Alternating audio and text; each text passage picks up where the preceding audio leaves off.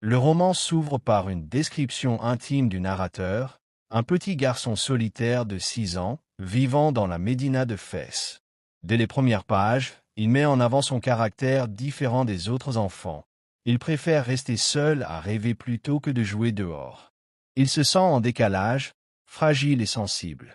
Le narrateur raconte sa première expérience d'école coranique. Le premier jour est une véritable épreuve.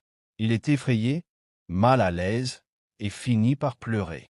Cette expérience révèle sa sensibilité et sa difficulté à s'intégrer dans le monde extérieur. Malgré cela, ses parents tiennent à ce qu'il apprenne le Coran, ce qui était une étape essentielle dans l'éducation traditionnelle marocaine. À travers ce récit, il insiste sur ses émotions, la peur, l'angoisse, l'incompréhension. Il se sent différent des autres enfants, plus à l'aise dans ce cadre. En parallèle, l'enfant introduit l'existence de sa boîte à merveilles, un petit coffret en bois où il cache ses trésors et secrets. Objets simples mais précieux à ses yeux, perles, bouts de verre colorés, etc. Cette boîte symbolise son refuge, son univers intérieur, un espace imaginaire où il se sent en sécurité face aux angoisses du monde réel. Idée principale du chapitre 1.